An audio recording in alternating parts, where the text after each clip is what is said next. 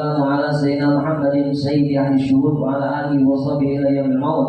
اللهم صل وسلم على سيدنا محمد مفتاح باب رحمة الله عدد ما في علم الله صلاة وسلاما دائمين بدوام ملك الله وعلى آله وصحبه ومن والاه أما بعد.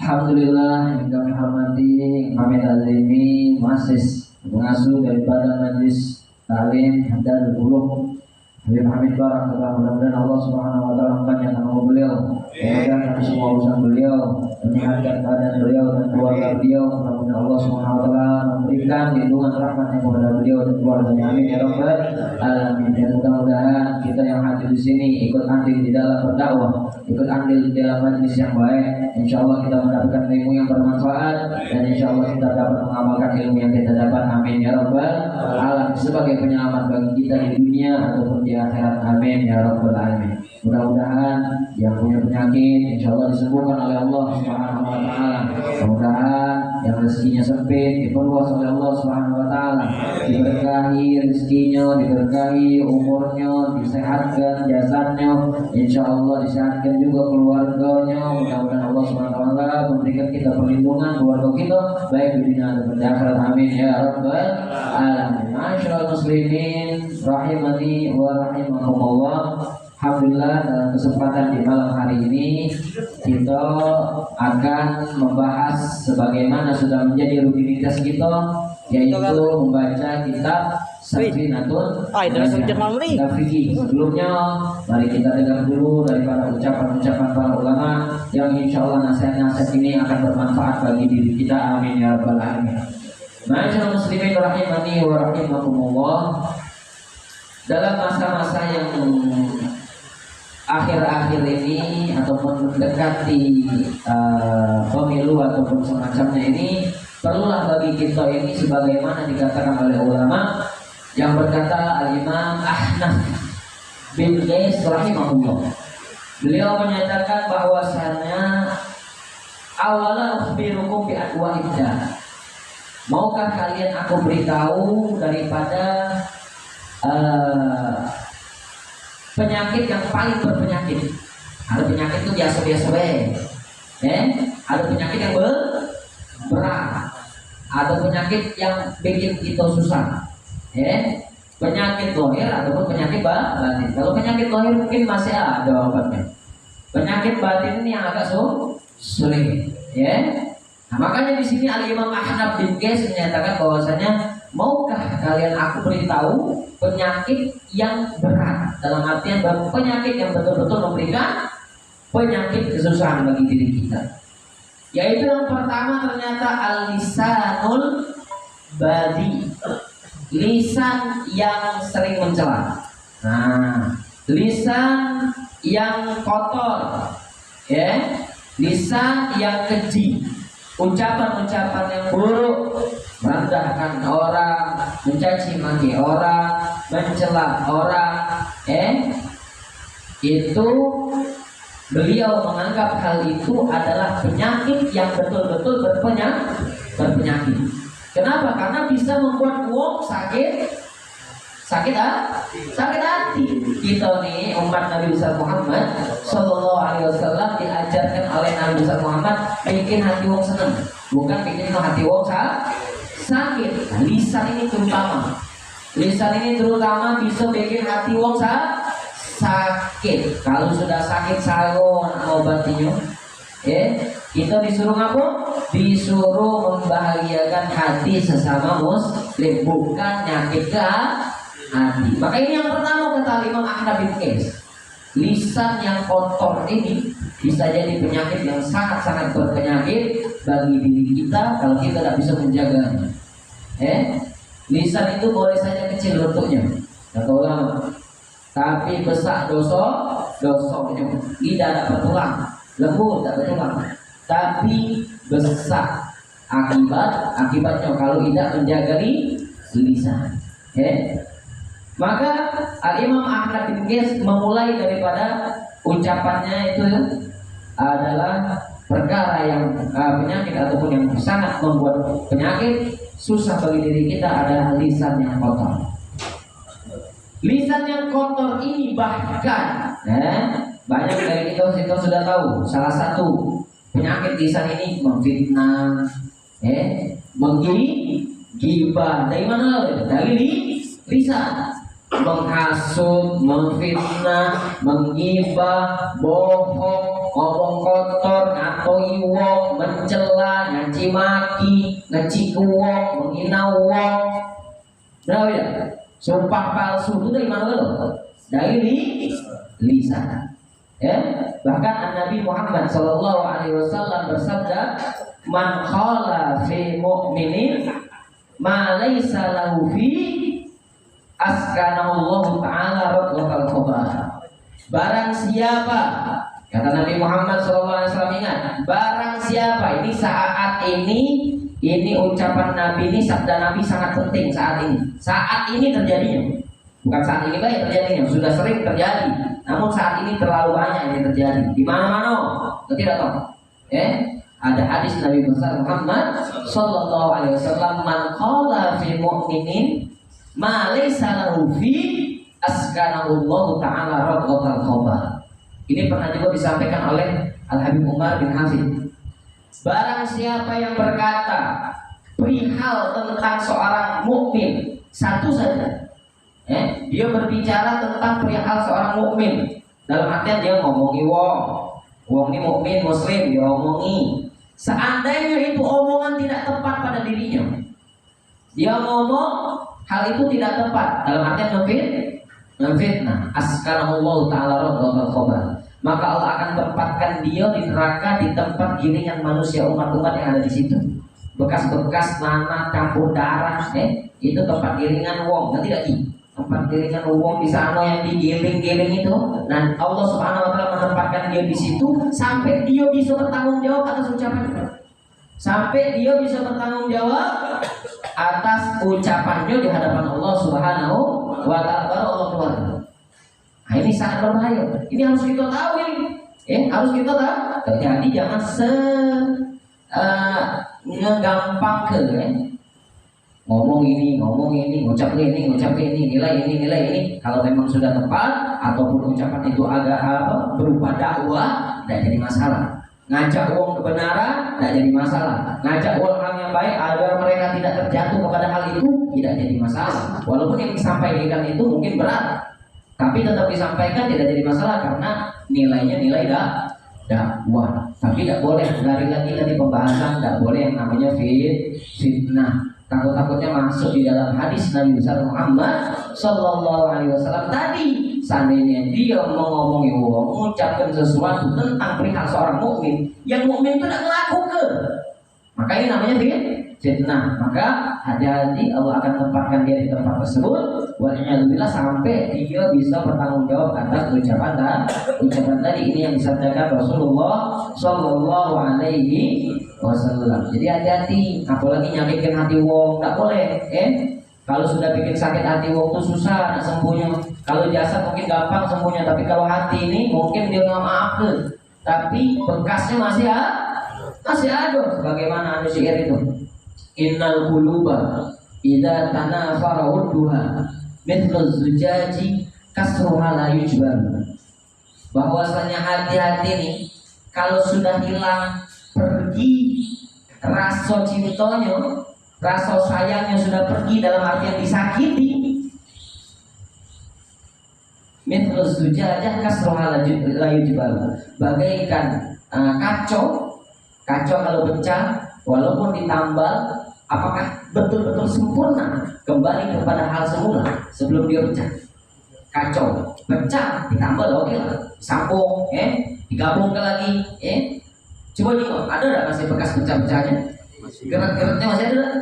Bagaikan kacau yang pecah ditambal, tidak kembali semula. Begitulah hati, kalau sudah hilang kasih sayangnya, hilanglah senangnya, hilanglah cintanya dari hati tersebut gara-gara disakiti dan semacamnya, maka bagaikan kacau yang pecah ditambal, tidak kembali semula. Masih ada bekas di hati itu, walaupun sudah memaafkan, masih ada bekas. Itu sifat manusia.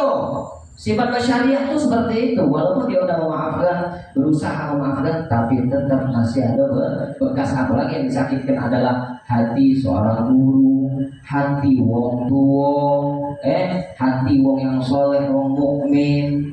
Bagaimana kita akan berada di dalam keadaan tersebut, keadaan yang berat itu nyakit ke hati, apalagi itu wong tua, guru, wong soleh. Mudah-mudahan Allah Subhanahu wa taala menjaga lisan kita ini agar lisan kita ini selalu baik dan menyenangkan hati orang tua, hati guru, dan hati orang soleh, kerabat-kerabat sahabat kita. Amin ya rabbal alamin. Itu yang pertama.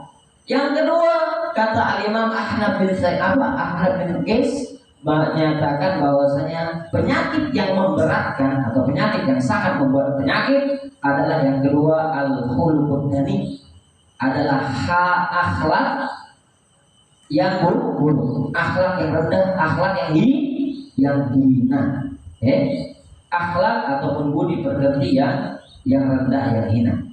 Nabi Muhammad SAW sudah menyabdakan yang sering kita dengar kalau kita hadir di Jumatan ataupun khutbah Jumat. Kita mendengarkan kan biasanya khutbah Jumat ada hadis Nabi besar Muhammad sallallahu alaihi wasallam, ittaqillaha haitsu ma kuntum. Bertakwalah oleh kalian dimanapun kalian berada, dalam keadaan apapun bertakwalah. Tahu bertakwa? Apa takwa? Menjalankan perintah Allah, menjauhi larangan Allah. Itu di mana tempat? Di mana keadaan terserah gawe kita apa, hadirkan ketakwaan di dalamnya. Misalkan kita berdagang, hadirkan ketakwaan di dalam berdagang. Lakukan perintah Allah, lakukan apa yang sudah diajarkan oleh Nabi besar Muhammad sallallahu alaihi wasallam, jauhi apapun yang sudah dilarang oleh Nabi besar Muhammad sallallahu alaihi wasallam. Dan seperti itu, jauhi kebohongan, penipuan dan semacamnya di dalam berdagang. Di dalam apa lagi kita? Dimanapun kita berada, aktivitas apapun, keadaannya bagaimana, kerjanya apa, bagaimanapun keadaan kita, dimanapun kita berada, hadirkan ketakwaan di dalam hal tersebut. Inilah sabda Rasulullah Sallallahu Alaihi Wasallam, wa atbi'il sayyi'atan hasanah. Ikutkan, dalam artian susuli dari perbuatan buruk ini, susuli perbuatan baik. Bisa jadi nanti perbuatan baik yang kau lakukan menghapus dosa yang telah kau lakukan. Cepat-cepat bertobat. Seandainya berbuat dosa, cepat-cepat bertobat, istighfar. Berbuat dosa, cepat-cepat nolong wong, berbuat baik. Yang niscaya insya Allah akan menghapuskan perbuatan dosa tadi. Dan yang ketiga, wa khaliqin nas bi khuluqin hasan. Akhlaki manusia, gauli manusia, gauli makhluk ini bi khuluqin hasan, dengan akhlak yang baik, akhlak yang bagus, ya. Bahkan kata Nabi besar Muhammad SAW, dinilai imannya seseorang itu paling sempurna dari akhlak. Kata Nabi Muhammad SAW, akmalul mu'minina imanan ahsanuhum akhlaqo. Paling sempurnanya wong mukmin keimanannya. Nah, keimanan paling sempurna dinilai dari mana? Dari ahsanuhum akhlaqo.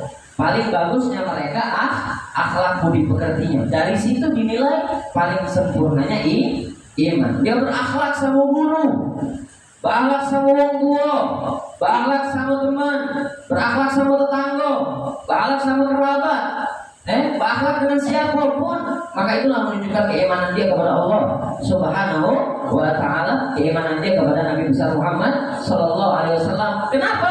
Karena dia dinilai melakukan perintah Allah. Dia dinilai menjauhi larangan Allah. Dia dinilai melakukan perintah ajaran Nabi besar Muhammad sallallahu alaihi wasallam. Dia dinilai menjauhi larangan Nabi Muhammad sallallahu alaihi wasallam. Dari akhlak yang baik. Itulah yang disabdakan oleh Rasulullah sallallahu alaihi wasallam. Pun beliau bersabda, innama bu'itsu liutammima makarimal akhlak. Hanya saja aku diutus ini untuk apa? Salah satunya untuk apa? Fokusnya untuk apa? Bu'itsu liutammima makarimal akhlak, untuk menyempurnakan akhlak. Mudah-mudahan kita menjadi hamba Allah Subhanahu wa taala, umat Nabi besar Muhammad sallallahu alaihi wasallam, yang mana kita bisa menjaga lisan kita dan Allah Subhanahu wa taala berikan kita akhlak yang baik insyaallah. Amin ya rabbal alamin. Ma'asyiral muslimin rahimani wa rahimakumullah.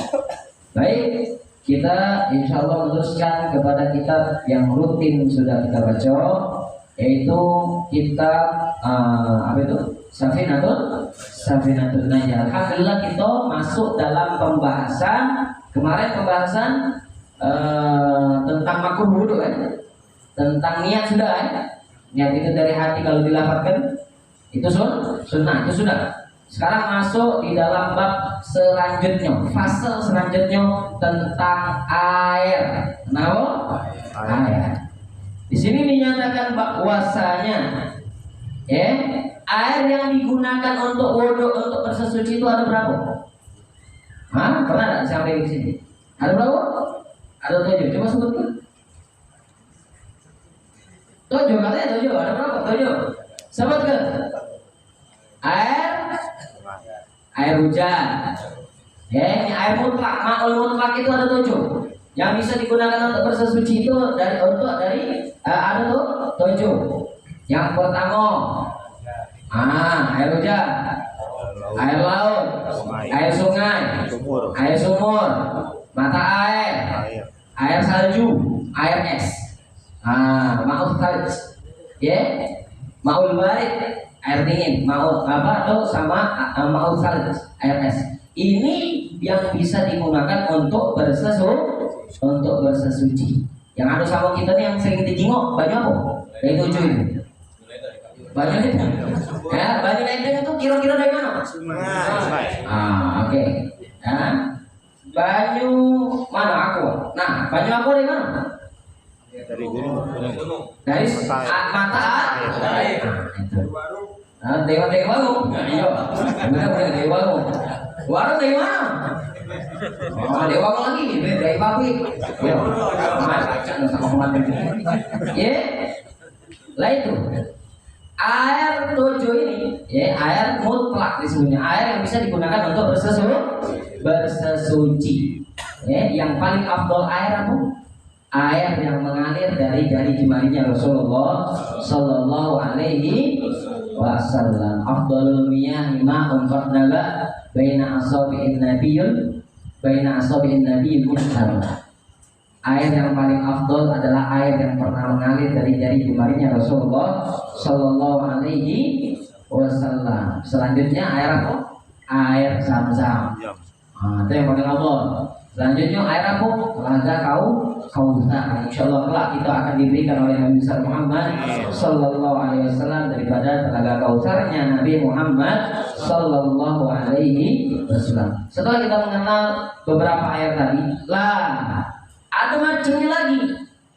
Air itu terbagi 2. Ada ma'ul katsir, ada ma'ul qalil. Ada al-ma'ul katsir, air yang banyak.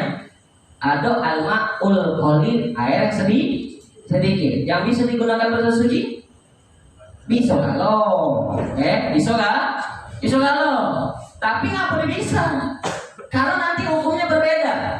Hukumnya dengan keadaan-keadaan yang akan mengenainya ini berbeda. Walaupun dua-duanya bisa digunakan untuk bersesuci. Tapi ada yang jelaskan, ada air banyak, ada air yang sedikit. Air banyak yang pada digunakan untuk wudhu, untuk bersesuci. Air sedikit yang tidak bisa, ini salah. Jadi dua-duanya bisa digunakan untuk bersesuci, tapi hukumnya kaki berbeda. Air banyak itu kiranya berapa ukurannya?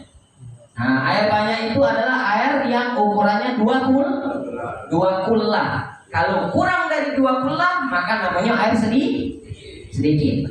Sekarang air banyak yang disebut 2 kullah tadi air banyak. Ukuran 2 kullah ini sebar cara. 2 drum.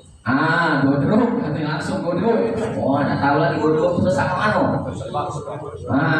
ukuran tepatnya kalau kita nak gampang ngukurnya 270 liter kalau udah kena api pening. Berapa? 270 lebih kan tak jadi masalah untuk jago-jago. Lah kalau kita nak ngukur di wadah yang persegi ataupun wadah yang bundar, wadah persegi itu kalau ukurannya 1 hasta lebar panjang dalam lebar panjang luas itu sangka loh. Berapa? 1 hasta 1/4. Wong dewasa bukan wong kecil. Wong dewasa, wong yang mu'tadil. Wong yang sedang, tidak terlalu besar uangnya colong, tidak terlalu pendek kecil, tidak. Uangnya sedang. Berapa ukurannya? Tidak, ya maksudnya. Berapa ukurannya? 1 hasta seperempat. Berapa? 1 hasta seperempat. Nak lebar, nak panjang, nak dalam, sama galau. Nah, 1 hasta seperempat itu, nah cuma itu nah. Yang itu semua ini namanya 1 hasta. Tambah lagi separuh semua ini sepadan. Ya. Atau semua ini nah, namanya. Lebih lah apa apa. Ya. Nah, berapa? Yo, setelah. Kalau yang bundar, yang lingkaran ini 2 hasta. 2 hasta. Nah ini kalau kita masih bingung untuk mengukur dengan hasta, maka itu tadi langsung baik. Atau itu tadi langsung 2000. Ya, 270 liter lebih ke tidak jadi masalah. Tidak usah dikurang-kurangi. Ini untuk menjaga keabsahan. Ya, bersesucinya gitu. Lah ngaku dibedakan karena kaki hukumnya berbeda. Ya. Di sini dijelaskan bahwasanya hukumnya apa berbeda? Hukumnya berbeda dalam masalah apa? Air yang banyak, air yang banyak itu air yang sedikit dulu. Di sini dinyatakan air yang sedikit dulu. Air yang sedikit di sini ya tanajjasu biwuqu'in najasati fihi wa illam yataghayyar. Air yang sedikit ini bisa jadi mutanajis, bisa jadi najis terkena dengan jatuhnya najis ke dalamnya. Air yang sedikit ini berapa wali? Yang kurang daripada 2 bulan, kurang dari ukuran kita tadi. Kurang, maka kalau ada najis yang terjatuh ke dalamnya, maka air tersebut berubah menjadi air yang mutanajis. Yang tadinya sebenarnya dia boleh digunakan untuk berwudu, boleh. Tapi kalau sudah kejatuhan najis, maka air yang mutlak yang suci tadi itu menjadi mutanajis. Airnya berubah menjadi mutanajis itu apa? Air yang terkena najis. Boleh digunakan untuk bersesuci? Tidak boleh, walaupun tidak berubah. Walaupun wa illam yataghayyar, walaupun tidak berubah. Ada air yang sedikit, kurang dari 2 bulan. Kejatuhan najis. Najisnya apa baik? Coba. Apa yang nyampak kira-kira? Hah? Cicak. Yo, kalau cicaknya mati, gitu. Nah, beda lagi cerita lagi. Seandainya najis apa yang jelas-jelas? Apa dia? Saya mau ceplos-ceplosan. Tapi benar. Bangkainya masuk, ke banyu yang sedikit tadi. Kita terjenguk, ada cingil. Ada apa tadi tikus, langsung buang. Walaupun tubuhnya masih bagus, tidak berubah, tetap menjadi mutanajis, terkena najis dan tidak bisa dipakai. Tapi tidak boleh mubazir juga. Tapi ada ulama berpendapat ditambahi banyu sampai full, dilebihkan dari 2 bulan, sampai memang betul-betul tidak berubah banyu itu, maka boleh digunakan untuk bersesuci. Tapi tempatnya macam itu. Makanya bikin tempat itu untuk bersesuci itu yang benar. Nanya-nanya. Yang besar dikit waktu, jangan kecilnya. Beberapa kali kita masuk kamar mandi pakai kecil-kecil ya. Oh, semua ini. Kan kalau bangsa buang air tuh besar, pacau ngecat ke dalam itu.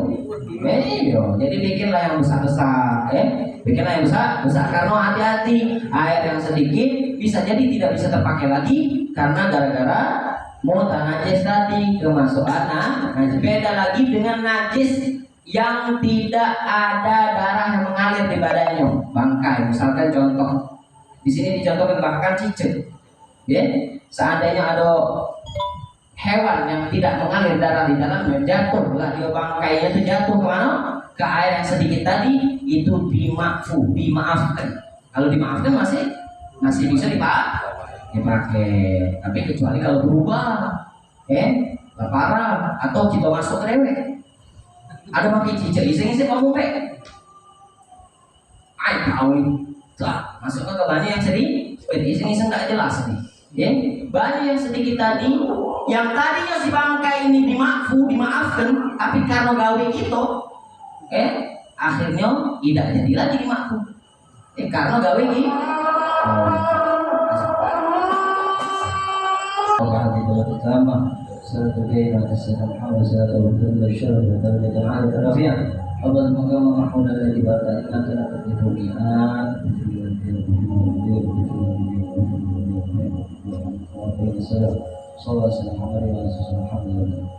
Jadi kembali tadi air yang sedikit, kalau kejatuhan najis yang tidak ada darah di dalamnya yang mengalir, maka dimaafkan. Kecuali air yang sedikit itu saking banyaknya jasad yang bangkai yang masuk, berubah banyaknya, berubah dari baunya, dari gasnya berubah, dari warnanya berubah, bau dan semacamnya, maka berubah tidak boleh lagi untuk bersuci dengan air tersebut. Lah air banyak macam mana? Air banyak yang lebih dari 2 kula, lebih dari 2 kula, ada bak lebih dari 2 kula banyaknya. Masuk najis, masuk bangkai, masih bolehkah dibuat untuk bersuci banyu itu? Boleh kalau tidak berubah. Kalau banyu sedikit tadi walaupun tidak berubah banyunya tetap tidak boleh lagi dipakai untuk bersuci. Paham ya? Ada banyu sedikit masuk najis, walaupun banyu tersebut tidak berubah, maka tetap tidak boleh dipakai untuk bersuci. Bangkainya itu bangkai yang tidak dimaafkan.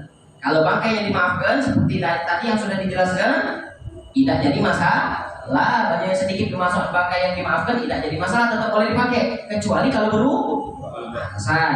Banyu yang banyak kejatuhan najis tidak jadi najis kecuali berubah. Dari mana? Dari rasanya, dari baunya, dari warnanya. Sekarang ada yang tanya tadi masalah air kalau kejatuhan air sabun, banyu sabun. Seandainya tidak mencabut nama air tersebut, air tadi kan air mutlak, air yang bisa dipakai untuk bersuci. Kejatuhan hanya sedikit dengan air sabun, tidak mengangkat nama air tersebut, sehingga kalau kita katakan ada uang baru, nak wudhu, wah ini air sabun ini. Nah, jelas ini bentuknya air sabun, maka sudah berubah. Atau sabunnya yang kamu kopok-kopok dengan banyu itulah yang kamu gunakan untuk sampai kalau kita bersuci itu langsung ke busa kayak. Nah, itu sudah mencabut nama air kopi. Seandainya ada uang baru nih, ada banyu. Kita masukin kopi, seandainya sudah gelap, warnanya itu pecah air kopi kan sudah. Ada uang baru kita tanya ini banyu apa? Banyu kopi, berarti sudah berubah. Tidak boleh lagi dipakai untuk bersuci. Banyu teh misalnya banyak apa? Nah, walaupun itu suci, tapi tidak mensucikan. Suci boleh diminum, tapi tidak bisa mensucikan. Terus ada yang tanya lagi tadi, air sedikit, tapi ada yang mengalir dari termon misalnya. Boleh dipakai bersuci banyak yang sedikit ini? Boleh dipakai, tapi itu tadi, sekarang selesai, tak pakai termon ini. Memang banyunya sedikitnya, tidak ada yang mengalir dari termon atau semacamnya, tidak. Ada banyu sedikit. Kamu wudhu tuh cakunya, jangan sampai banyu tuh tumpah di dalam. Wudhunya di dalam jangan, karena air tadi bisa menjadi mustakmal itu apa? Air bekas yang sudah dipakai bersuci. Makanya ngambil gayung. Kalau ada banyak yang sedikit, banyunya sedikitnya ini tidak nyampe 2 bulan ini, gimana sedikitnya? Pakai gayung. Kalau tidak pakai gayung langsung pakai tangan tidak jadi masalah. Cuma kamu wudhunya jangan sampai masuk ke situnya, karena bisa jadi nanti airnya mustakmal, wudhunya di luar jauh sedikit, Nah, kalau pecah-pecah ada yang nyiprat itu jangan kamu langsung ke gino. Ada yang nyiprat, ada yang masuk ke dalam situ, langsung berubah nih, tidak baca lagi aku pakai ini, sudah pindah langsung ke kamar mandi lain.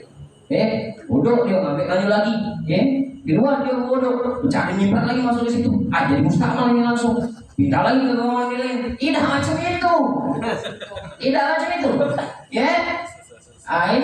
Ini pernah Buya Yahya Al-Bahjah Cirebon itu menjelaskan. Ada orang bertanya, macam mana kalau wudhu di ember? Ember kan kecil. Nah, wudhu di ember, apa bisa? Nah, kalau seandainya ada yang nyiprat, apakah air yang di ember itu langsung mustakmal? Tidak bisa dipakai lagi karena sudah ada yang nyiprat masuk ke dalamnya. Kata buaya ya. Nah inilah kalau belajar ngantuk-ngantuk.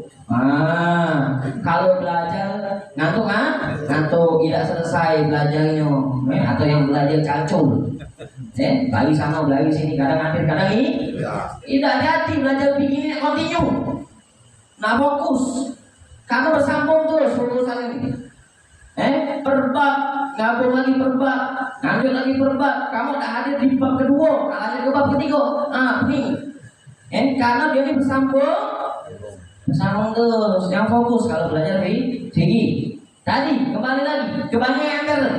Banyak ember ini, embernya cuma semini, bundarannya cuma semini. Kira-kira banyak apa udah lebih sedikit? Sedikit. Nah, seandainya kita bodoh, kita kenalkan banyak nyampak ke dalam situ. Mustakmal. Kita kira-kiranya macam mana? Nah, seandainya ada banyak yang nyiprat ke dalam ember. Ulama memberikan cara, seandainya ada banyu wudhu, banyu yang mustakmal banyu mustakmal itu apa? Banyu yang sudah lepas daripada anggota bersesuci. Kamu bodoh dan nyampak ini namanya apa? Mustakmal. Masuk ke dalam banyu yang suci kalau banyak, dikira-kira ke banyu itu pacak berubah. Seandainya di banyu dianggap jus misalkan, kita bodoh, banyu yang lepas yang netes-netes ini namanya bukan banyu yang kenetesan itu mustakmal belum, kayak gitu dulu. Banyu yang bekas netes-netes ini namanya mustakmal. Seandainya kamu tadai banyu ini, kamu ember sih lagi. Ini ember kosong, ember penuh. Banyu dari sini kita bodoh di ember yang kosong. Bernetes kemana? Ke ember kosong. Ini banyu mustakmal kali ini. Yang kamu tanda-tanda yang bodoh lagi. Kaki ngambil lagi yang banyak ini, ngurusnya lagi. Bodoh untuk tangan pula. Netes selalu masuk ke banyu, ke ember yang kosong ini. Ini kaki kamu simpan bodoh, tidak baca. Ngapa ini? Mustakmal. Lah kalau ketetesan banyu ini di situ, kaget dulu, tidak langsung dihukumi mustakmal galau-galau, tidak. Nah ini pemahaman yang salah. Ada yang ngomong kalau ketetesan banyu ke banyu yang sedikit langsung berubah lalu kan tidak pacak lagi dipakai. Tidak macam itu. Seandainya kita kira-kira yang tetesan banyu daripada bersesuci tadi kita anggap jus misalkan jus apalah basing lah pokoknya. Setetes 2 tetes masuk ke ember banyu yang sedikit tadi, apakah banyu yang ember tadi itu langsung berubah total menjadi air jus? Tidak. Nah, kalau yang netes banyak, kamu bodohnya di dalam situ, netes pecah jus dalam situ, bukan? Nah, cuma itu yang ngirongnya. Benar tak? Nah, gas ini. Yo, yang tidak salah Pak? Salah paham. Maka dari itu, kalau tidak galak terjadi yang semacam itu, maka cari cara yang benar. Bodoh tuh jangan langsung berdua di situ lah, jauh sedikit, ya dah. Pakai gayung, kalau nak was-was jangan was-was, nggak boleh was-was. Pakai tangan boleh, ngambil banyu, butuhnya di luar. Niatnya kita iltiroh, memakai gayung atau memakai ciduk. Tangan ini kita gunakan untuk menyiduk air. Namanya apa? Iltiroh. Berat-berat bahasanya tuh niat menyiduk dengan tangan. Apa? Niat menyiduk dengan tangan. Sampai uduk. Di banyu yang sedikit ini, kalau yang banyak bebas, tak ada urusan. Banyu yang banyak, selagi tidak berubah, selagi tidak terkena najis, tidak berubah baunya tetap, banyunya bagus, maka boleh untuk bersesuci. Jika awalnya punya bau di situ ajulah. Banyu yang banyak, ini banyu yang sedikit bermasalah ini. Kalau kejatuhan banyu yang suci yang telah dipakai bersesuci, maka nanti hukumnya berbeda. Jadi apa tadi itu? Terakhir tadi, nak nyampe kamu? Nah, iya, yang nyampak tadi seandainya itu berupa jus, dikira-kira misalkan netes ke banyu yang ember tadi, apakah langsung berubah? Tidak, maka masih boleh dipakai. Makanya tadi itu. Terus kalau nak hati-hati tadi itu niat menyiduk dengan tangan. Sampai kalau udah ganti gayung, ada banyu sedikit, kamu nak bodoh dengan banyu yang sedikit macam mana? Ganti gayung, pakai tangan. Niatnya menyiduk ambek banyu itu langsung tak apa-apa, nggak usah ada usuk-usuknya. Ambek niat menyiduk dengan tangan, ambek bodoh basuh muka di luar. Niat menyiduk lagi, ambek untuk tangan. Jadi niat menyiduk ini setelah basuh kan? Contoh sekarang ada ember, kata ember dulu wadah apa lah wadah gelas Nah, kamu anggap ini wadah gelas, banyak yang sedikit, jelas sedikit ini cuma ini. Kalau semua ini tidak usah pakai kamu ciduk-ciduk pakai tangan. Mana kamu ciduknya? Ini langsung dikit-dikit ember saja. Ember sudah ini kita anggap ember. Ngambil banyu, seret, bodohnya di luar, basuh lagi. Setelah basuh lagi, nah ngambil lagi niat hidup baru. Niat menggunakan tangan ini untuk nyiduk banyu, paham? Ambil basuh tangan. Ambil basuh tangan kiri. Terus macam itu sampai selesai. Ngerti? Nah, ini kalau kati gayung. Kalau ada gayung itu no gayung. Jangan sawo. Tidak kati kalau cuma segelas banyak. Baca di mana lo. Ini. Pernah Buya Yahya ini ngajarkan ini, semua ini kan. Untuk aksi mana kamu pas demo, pas tadi kumpul-kumpul amin, udah baca apa kamu? Salat. Lagi dulu ke masjid. Nanti kamu aja. Semua ini dibaca digunakan untuk dikit-dikit. Jangan gaya kamu habis semua ini sama yang lain. Sampai lagi kelas mulai. Nah, jadi itulah Jadi air yang banyak, air yang sedikit itu seluruhnya pacak digunakan untuk bersesuci. Namun ngapa dibedakan, ngapa dipisah? Karena hukumnya berbeda ketika kejatuhan najis. Ketika kejatuhan najis hukumnya berbeda, atau ketika kejatuhan air yang sudah bekas bersesuci, nanti takutnya akan menjadi mustahil. Air yang banyak sekarang, banyak lebih dari 2 bulan. Kamu bodoh langsung di situ mana boleh? Langsung bodoh di dalam air yang banyak itu, langsung menyebu di situ pakai tangan segala macam aja boleh? Apakah berubah langsung airnya? Tidak. Nah, ini khusus hukum untuk siapa ini? Baju yang sedikit. Ingat Jadi ngapa dipisah air yang banyak sama air yang sedikit? Karena air yang banyak walaupun kejatuhan najis tidak merubah air tersebut, kecuali kalau warna, bau, rasanya berubah. Air yang sedikit ketika kejatuhan najis langsung berubah, tidak pacak lagi digunakan untuk bersesuci, walaupun tidak berubah dari baunya, dari rasanya tetap. Paham? Air yang banyak bekas bersesuci kita ini air mustakmal nyampak ke situ tidak jadi masalah. Kalau banyak yang banyak. Tapi kalau banyak yang sedikit, kamu bekas bersesuci tetesannya kamu sengaja masuk ke situ dan banyak yang nyampak, bisa jadi air yang sedikit ini menjadi mustakmal, tidak banyak lagi digunakan bersesuci. Dari situ hukum banyak dan sedikit ini dibedakan. Paham di sini? Alhamdulillah. Makanya sering-sering hadir tinggi, tidak boleh berhenti jangan separuh-separuh. Nah, itulah tadi banyak yang bertanya itu padahal sudah tahu pembahasannya tuh. Kurang fokus kurang fokus. Ini simple baik dulu pembahasan kita hari ini tentang air yang banyak dan air yang sedikit. Makanya bikin di rumah tuh bak yang besar. Biar ada lagi yang namanya was tuh. Ada yang was-was, bodoh masuk dikit ke situ tuh kebanyakan sedikit langsung buang ya kalau. Banyak ambil buang itu. Jadi itu hati-hati, jangan mubazir, tidak boleh. Mungkin ini baiklah dapat kami sampaikan kakek bebel terlalu banyak itu dulu mudah-mudahan bermanfaat. Anda juga mau lanjut ke lotek insyaallah sampai sini itu apa yang kita pahami insyaallah tepat tidak salah paham bersesuci kita insyaallah sah insyaallah diterima oleh Allah Subhanahu wa taala. Ini yang dapat kami sampaikan, lebih kurangnya kami mohon maaf. Wabillahi taufiq wal hidayah. Assalamualaikum warahmatullahi taala wabarakatuh. Ya